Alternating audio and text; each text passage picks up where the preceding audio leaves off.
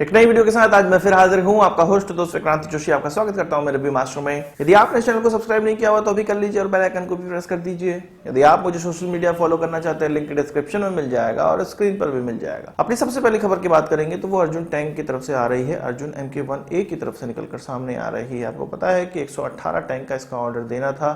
कुछ दिनों पहले हमारे प्रधानमंत्री ने एक डमी टैंक, जो कि छोटा रूप था, वो DRDO से ग्रहण करके हमारे सेना प्रमुख को दिया। एक समारोह हुआ था, तो उसी समय एक कयास लगाया जा रहा था कि सेना इसको खरीदने का पूरा मन बना चुकी है और जल्द ही इसका कॉन्ट्रैक्ट भी साइन हो जाएगा या इसको खरीदने के लिए डिफेंस मिनिस्ट्री तैयार हो जाएगी। आज एक खुशखबरी निकलकर सामने आ गई है। कुछ 8,000 करोड़ रुपए का ये कहा जा रहा प्रोजेक्ट होने वाला है।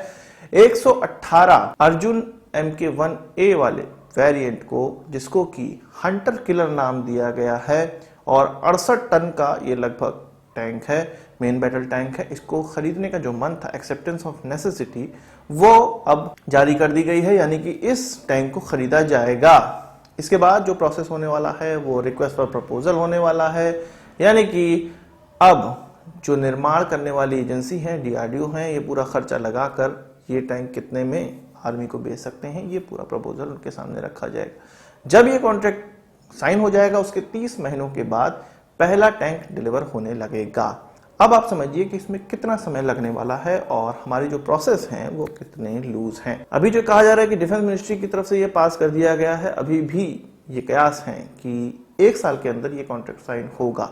अभी ये कयास है, 1 साल से पहले तो ये कॉन्ट्रैक्ट कहीं भी साइन नहीं होने वाला है। जब 1 साल में ये कॉन्ट्रैक्ट साइन होगा, उसके बाद 30 महीनों के बाद हमें ये टैंक मिलना स्टार्ट होगा। 30 महीना यानी कि 2.5 साल के बाद। अब 2.5 साल के बाद कौन सा साल स्टार्ट हो जाएगा? अगर 1 साल के कॉन्ट्रैक्ट का पीरियड हम लोग मान लें और उसके बाद 2.5 साल और जोड़े, 3.5 साल गुजर जाएंगे, 2025 स्टार्ट हो जाएगा और तब जाके ये टैंक आर्मी में डिलीवर होंगे। सिक्योरिटी की हमारी ये व्यवस्था चल रही है कि टैंक जो बहुत ज़्यादा आवश्यक चीज़ें हैं, अगर पाकिस्तान बॉर्डर की बात की जाए, अर्जुन जो है वो पाकिस्तान बॉर्डर, राजस्थान इत्यादि इलाकों में ही डिप्लॉय होने वाला है। और अगर उस क्षेत्र की बात करें, जो 118 टैंक की बात की जाए, उनमें भी पहला टैंक हमें 2025 में डिलीवर होगा। पूरा खत्म होते होते तो 2028 तक निकल सकता है।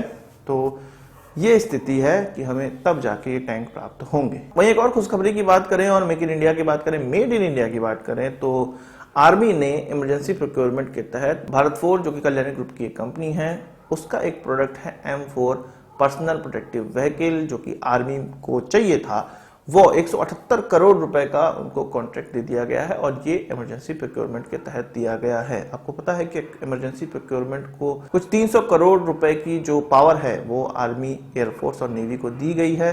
इसको भारत और चीन स्टैंड ऑफ में 500 करोड़ तक बढ़ा दिया गया था। इसका निर्णय आसानी से लिया जा सकता है, बहुत तेजी से लिया जा सकता है इतने रुपए के प्रोक्योरमेंट का। तो उसी के तहत ये M4 वाले प्रोटेक्टिव व्हीकल्स अब खरीदे जाएंगे। क्वांटिटी नहीं बताई गई है, केवल ये बताया गया है कल्याणी की तरफ से कि 178 करोड़ रुपए का ये पूरा प्रोजेक्ट है। अब बात कर लेते हैं ऐसे प्रोजेक्ट की जिसमें कि टर्किश फंड इन्वॉल्व है और 1 साल पहले ही इस चीज को अंतिम रूप दिया गया था। आपको पता है कि हिंदुस्तान शिपयार्ड लिमिटेड विशाखापट्टनम की एक डिफेंस PSU है और इसको 5 फ्लीट सपोर्ट वेसल बनाने हैं। इसका कॉन्ट्रैक्ट ये एक्सपेक्ट कर रहे हैं। इसके लिए टर्किश फर्म के साथ इन्होंने कोलैबोरेशन किया है और इनको पूरा का पूरा जो टेक्नोलॉजी ट्रांसफर है, शुरू से लेके अंत तक की पूरी टेक्नोलॉजी इनको दी जाएगी। जिस समय ये चीज फाइनल हुई थी, उस समय भी हम लोगों ने ये बात किया था कि टर्किश कंपनी को इस प्रकार के कॉन्ट्रैक्ट देना बहुत गलत है। कुछ डिटेल इससे निकलकर सामने आई है। इसमें ये कहा जा रहा है कि टर्किश कंपनी को इसलिए ये कॉन्ट्रैक्ट दिया गया, एक तो वो L1 आई थी और दूसरी बात, जो दूसरी कंपनियां थी वो ये कह रही थी कि डिजाइन तभी मिलेगा जब एक इस प्रकार के जो शिप है वो उनके देश में बनाया जाएगा, जबकि टर्किश कंपनी की ऐसी कोई कंपल्सन नहीं थी। इसलिए टर्किश कंपनी को इस प्रकार के कॉन्ट्रैक्ट देने के लिए प्रायोरिटी दी गई। टर्किश कंपनियों के पास ऑलरेडी इतने कॉन्ट्रैक्ट हैं या इस टर्किश कंपनी के पास इतने ज्यादा कॉन्ट्रैक्ट थे कि वो ये नहीं चाहते थे कि इस प्रकार का जो डिजाइन शेयर करने वाला कॉन्ट्रैक्ट भी है वो केवल इसलिए उनके हाथ से न चला जाए कि इन शिप को उनके देश में बनाया जाए, ये कोई कंपल्सन रखी जाए। इसलिए उन्होंने केवल डिजाइन शेयरिंग का कंपल्सन रखा।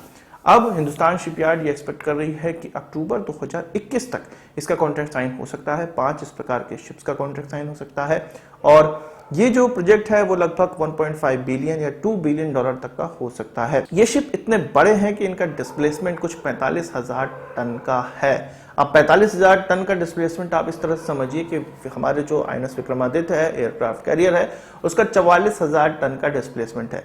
आप समझ सकते हैं कि कितने ह्यूज शिप्स ये होने वाले हैं। इस शिप का जो इस्तेमाल है वो आप सोच रहे होंगे किस प्रकार से किया जाएगा। इनको टैंकर शिप की तरह भी इस्तेमाल किया जा सकता है और जो दूसरे हमारे वॉरशिप हैं उनमें लॉजिस्टिक सपोर्ट या रसद सामग्री पहुंचाने के लिए भी किया जा सकता है। एक तरह से सपोर्ट शिप है जिसके लिए बार बार वॉरशिप को किनारे पे ना आना पड़े और वो अपनी ड्यूटी निभाता रहे, इसलिए इस प्रकार के शिप होते हैं। 5 इस प्रकार के शिप बनाने हैं और इंडियन नेवी हो सकता है कि इसका अक्टूबर 2021 में कॉन्ट्रैक्ट साइन कर ले। अब बात कर लेते हैं भारत और चीन के स्टैंड ऑफ से रिलेटेड। आपको पता है पैंगोंग त्सो के ईस्ट में चीन जा चुका है और हम वेस्टर्न इलाके में जा चुके हैं। पीछे पीछे दोनों लोग अपनी पोस्ट से हट चुके हैं। आपको पता है कि चीन कुछ 100 किलोमीटर दूरी तक अपने टैंक्स थे वो कुछ 8 घंटे में लेकर पहुंच गया था, जिससे कि हमारी जो एस्टेब्लिशमेंट है उनको एक सीख मिली थी कि कितना तेजी से चीन वापस जा सकता है और कितना तेजी से चीन वापस आ सकता है। अब ये सैटेलाइट इमेजेस में निकलकर सामने आया और खबरों में भी सामने निकलकर आ गया है कि रुटोग काउंटी, जो कि लगभग पैंगोंग त्सो से 100 किलोमीटर की दूरी पे है और मोल्डो से लगभग 110 किलोमीटर की दूरी पे है, वहां पे ये चीनी सैनिकों को रोका गया है। कुछ चीनी सैनिकों को रोका गया है, सभी को पीछे नहीं भेजा गया है। एक्चुअल में ये कहा जाता है कि 2019 में ये जो इलाका है यहाँ पर पीएलए के रुकने की व्यवस्था बनाई गई थी। ऐसा पूरा क्षेत्र डेवलप किया गया था जहां पर अगर सीमा पर जो सैनिक है उनको भेजा जाए तो वो यहाँ से उनका क्लेमेटाइजेशन करके तब जाके उनको आगे भेजा जाता है, या यहाँ से वापस जब जाते हैं तब भी यहाँ पर क्लेमेटाइजेशन होता है, उसके बाद वो पीछे जाते हैं। तो कुछ यहाँ पर ज्यादा जमावड़ा देखने को मिल रहा है।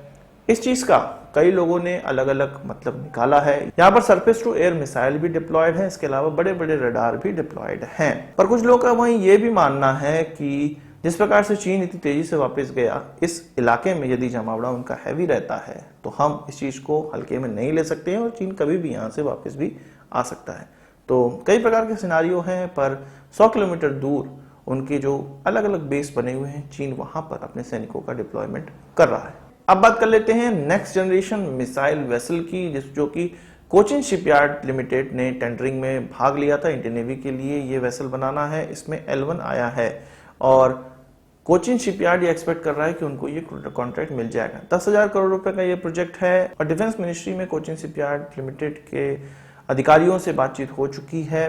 L1 वो आए हैं और इसमें कुछ 6 नेक्स्ट जनरेशन मिसाइल वेसल्स बनाने हैं। जैसा कि नाम से पता चल रहा है, इन वेसल्स को अत्याधुनिक मिसाइलों से लैस किया जाएगा और यही इसका सबसे महत्वपूर्ण काम होने वाला है। आज की इस वीडियो के लिए बस इतना ही। आशा करता हूं आपको वीडियो पसंद आया होगा। आप इसको एक बड़ा थम्स अप जरूर देंगे। इस वीडियो संबंध के सवाल सुझाव कमेंट बॉक्स में जरूर आइएगा और यदि आपने वहां जो है तो सब्सक्राइब नहीं किया उसे भी कर लीजिए, क्योंकि हम इस प्रकार की वीडियो लाते रहते हैं। नमस्कार, थैंक यू, जय हिंद।